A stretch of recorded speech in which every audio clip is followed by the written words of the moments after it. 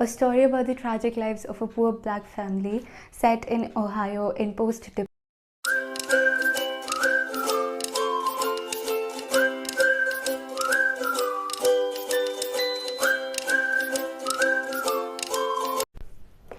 Hi guys, this is Riya Deshwal and you're back on my channel Crux of English, and today we are going to talk about The Bluest Eye by Toni Morrison.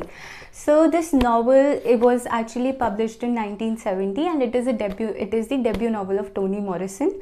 Another thing is that it is set in post-depression in 1940 and 41 in Ohio. Ohio is a town in America which is more African American when it comes to comparison in the sense of population. So first let's talk about the summary of the novel, and then I'm going to talk about a bit of how this analysis of the novel. So पहले बात करते हैं novel की summary की.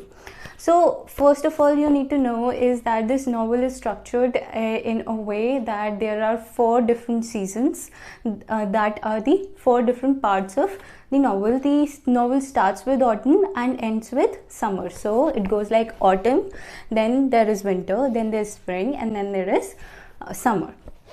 So the story starts with the house of McTears, and in the house of McTears at that time there are 6. First is Claudia McTear, second is Frida McTear, and then there are their parents, and then there is Henry Washington, who is actually a man that is living at the rent in their house, and then there is Pecola Breedlove. So Pecola Breedlove comes to live with both these sisters because the father of Pecola have actually burned down the house that they were living in. So who is the father of Pecola? That is Chloe. So the spelling of Chloe is Chollly. You can pronounce it as Chloe or Collie as you wanted to. So Pecola comes to live with these sisters, and they all go to the same school. What happens is that as it is said in the novel that Pecola is uncomfortably ugly. So what the major theme of this novel is that the comparison of beauty with blackness.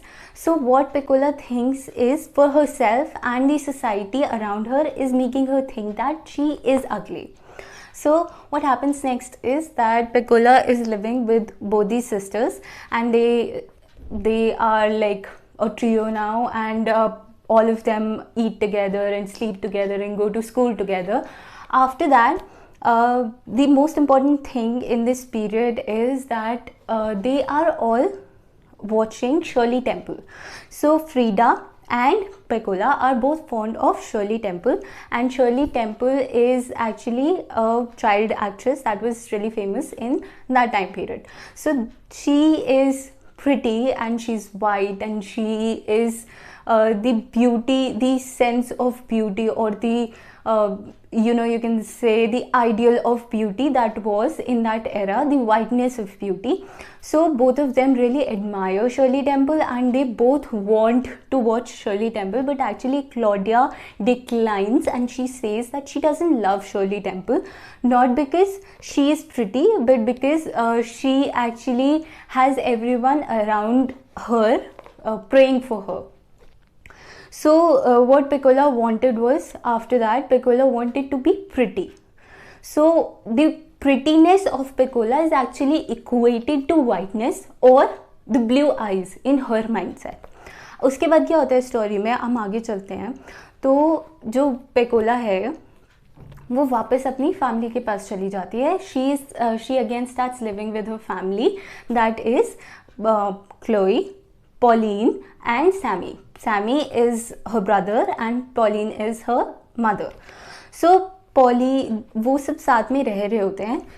So now let's talk about their backgrounds first. So Pauline is Pecola's mother and Sammy's mother, and she herself is a black lady who actually really admires whiteness.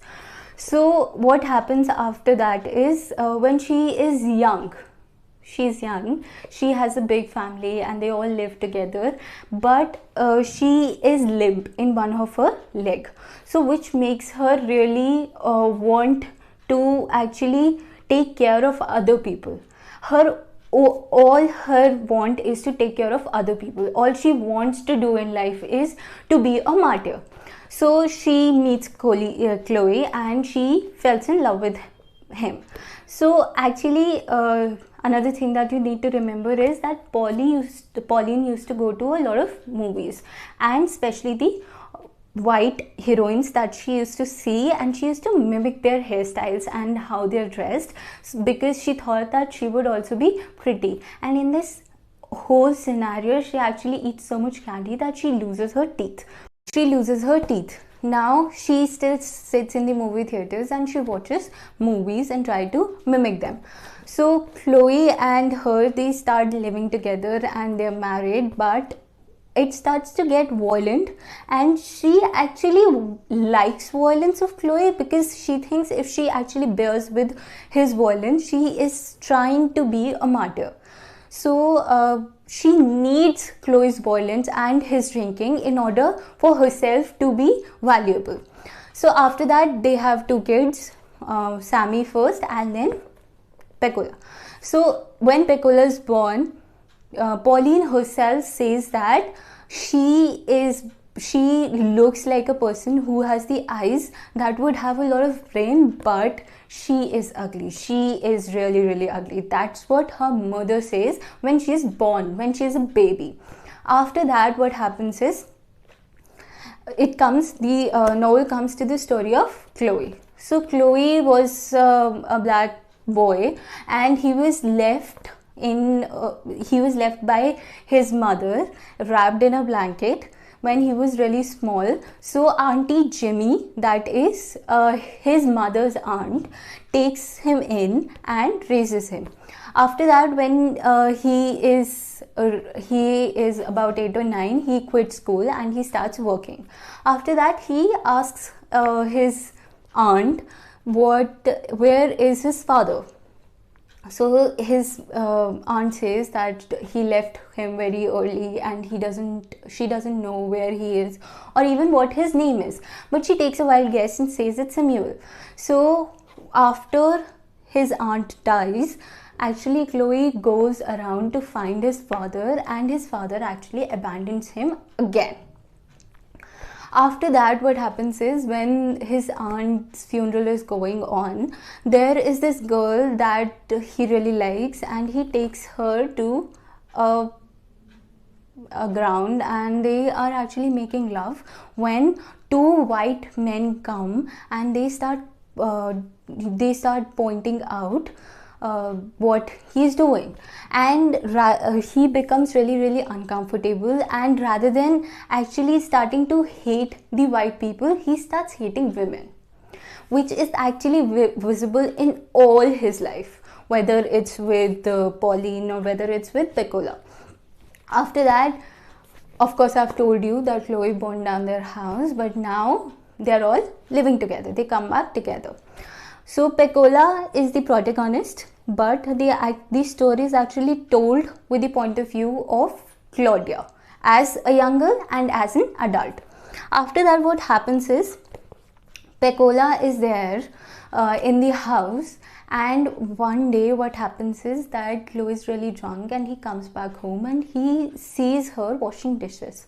So something happens to him, and for him, freedom was actually about being able to do whatever he wants to whoever he wants. So what he does is, he actually rapes her. She's washing dishes and he comes home and he rapes her.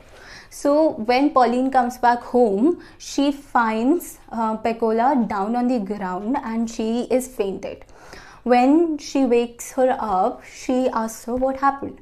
So Pecola tried to tell her, but Pauline, rather than actually trying to understand her daughter's agony, she says that you are the one who was at fault, not her husband. So after that, Pecola started to be in the house as usual. After that, another day, she was lying on the couch and he comes back and he does that again. After that, she gets pregnant. So she is pregnant with a child from her father. So what happens after that is that she Claudia and Frida, they are going around collecting pennies for seeds. They are giving people seeds and they are collecting pennies in return so that they could actually buy a bicycle. They hear some people around, some women were gossiping around, and they hear them and they are talking about Pecola getting pregnant. So what they did after that is really, really sweet. They actually think that if they buried their seeds rather than trying to earn the money, that might actually save the child of Pecola, because the women were talking and the whole city wanted, the whole village wanted that Pecola's child must die. So after that, they start to pray for Pecola's child and they bury the seeds rather than earning money. So they think that if the seeds bloom, so will Pecola's child. So he might live. So seeds don't bloom, as well as the child of Pecola is born early and he dies. So that was the story. What happens after that is that Pecola actually goes to Soaphead Church. He is another character and he is a sham. She goes to him and she asks him that please give me blue eyes, because I think if I would have blue eyes, people would perceive me differently, they would think of me differently, they would think that I'm not ugly. So what he did was, he actually was a sham and he pretended to be a person who can actually make miracles happen. So what he did was, rather than helping that poor girl, he actually takes advantage of her and he asked that girl to go to the dog that was sitting downstairs and give him the food that he is giving. So he wanted that dog to die because he was really annoyed at that dog. So उसके बाद क्या होता है, पेकोला उसको dog को वो खिलाती है, and what Soaphead Church had told her that if he starts acting really weird after eating that thing, that means that your wish would come true, you would have blue eyes. उसके बाद Pecola नीचे जाती है and she gives that dog that piece of meat and he dies after that. So Pecola thinks that her wish has come true, and after all this humiliation and her getting pregnant and all this agony, she actually turns mad and she starts to believe that she has the bluest eyes. So that was basically the storyline of the novel. So let's talk about the analysis. So there are two houses. The first is the McTears and second is the Breedloves. So McTears have Claudia and Frida, and Breedloves have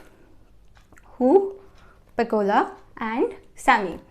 So the difference between both these houses is that the McTears are more supportive and they believe in their children. Even after being black, they don't call their kids ugly. And the Breedloves actually is a violent house. They are always beating each other up. Sammy runs away about 27 times. So it was a house that is full of unstable people, and that is full of people that would actually make a child believe that she wanted something better, and that's what Pecola wanted, and she believed. Now let's talk about the characters. So the protagonist, that is Pecola. Pecola believes that having blue eyes would make her life so much better. She is humiliated in the entire novel by different people at different circumstances. Let it be the shopkeeper or the boys or her friend Maureen, who actually comes to her rescue at first, but later when she actually asks some questions to Maureen, this is let me read the line that she says to her. Maureen says, safe on the other side, she screamed at us, I am cute and you ugly, black and ugly, black, emos, I am cute. So Maureen calls herself cute because she's white, and she calls Pecola black and ugly. Another line. So there's this boy called Junior who actually asks Pecola to come into his house, and he starts to humiliate her, and he kills his mother's cat, and then puts the blame on Pecola. So when his mother comes back, she says to Pecola, you nasty little black bitch, get out of my house. So another, you can see how humiliating that can be. Another extract that is from the book. When she's born, her mother says, but Pecola looked like she knowed right off what to do, a right smart baby she was. I used to like to watch her. You know, they makes them greedy sounds, eyes all soft and wet, a cross between a puppy and a dying man. But I knowed she was ugly, head full of pretty hair, but Lord, she was ugly. So that's what Pecola's mother said. So what she started to believe is that the beauty is all about whiteness. The beauty is all about having the blue eyes, because the blue eyes is a symbolism of the whiteness in the novel. So that's what that little girl wanted. Because of all the agony and the circumstances that she faced around her, she started to believe that she's ugly, and that's what drives her mad. So I think that's the basic theme of the novel, that is the identity of blackness. It's seen in everyone. When you see Frida, how she admires Shirley Temple because she's white. Then you see Pecola, how she always wanted the bluest eyes. Claudia is different. Claudia, actually, when she's a kid, she actually believes in herself. She believes that if there is something that she does not like, rather it be whiteness or anything, she actually stood against it. But later, when she grows up, she even starts to admire Shirley Temple, which is actually a symbolism that somehow maturity and having beauty or whiteness, they are interconnected. Then there is Pauline, who actually the only time she actually felt any peace was when she was working at a white women's house. So I think the whole concept of beauty and power, they are related in this novel. And except that, I think the identity of black people, that is questioned, and how they perceive themselves as ugly in this novel. And so being beautiful is very important.